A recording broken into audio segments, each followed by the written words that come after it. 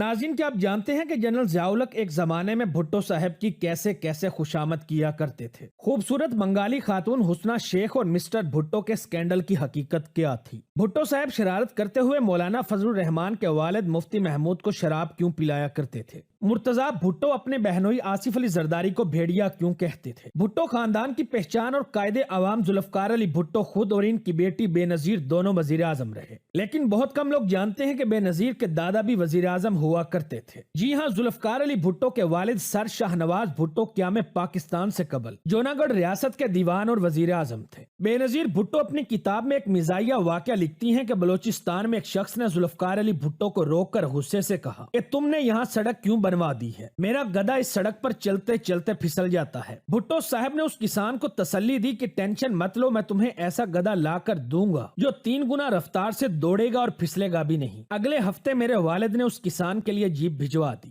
ذوالفقار علی بھٹو کی بایوگرافی پر لکھی گئی جتنی بھی کتابوں کو کھنگالا جائے تو ہر ایک کتاب میں ان کی شراب نوشی کے واقعات ضرور ملتے ہیں، لیکن یہ بھی اٹل حقیقت ہے کہ بعد میں پاکستان میں شراب پر پابندی لگانے والے بھی ذوالفقار علی بھٹو ہی تھے۔ ایک زمانے میں یہ اپنے جلسوں میں اعلان کیا کرتے کہ ہاں میں شراب پیتا ہوں لیکن میں غریبوں کا خون تو نہیں پیتا۔ 1970 کے عام انتخابات میں لاہور کے حلقے میں ذوالفقار علی بھٹو اور علامہ محمد اقبال کے صاحبزادے جاوید اقبال کا 1 to 1 مقابلہ ہوا۔ اس کانٹے دار انتخابی دنگل میں جاوید اقبال تقریباً 45,000 ووٹوں کے فرق سے شکست کھا گئے تھے، جبکہ ڈیرہ اسماعیل خان والے حلقے میں بھٹو صاحب کو مولانا فضل الرحمان کے والد مفتی محمود کے ہاتھوں شکست سے دوچار ہونا پڑا۔ ذوالفقار علی بھٹو کے وزیر خزانہ ڈاکٹر مبشر حسن بتاتے تھے کہ مفتی محمود مذاکرات کے لیے آئے تو بھٹو صاحب نے تاکید کی کہ ان کی کوک میں تھوڑی سی وسکی ڈال دیا کرو۔ ایک دن بھٹو صاحب نے منع کر دیا کہ آج کوک میں وسکی نہ ڈالنا۔ ملاقات کے بعد مفتی محمود جانے سے قبل بھٹو صاحب کو کہنے لگے کہ آج کوک کا مزہ نہیں آیا۔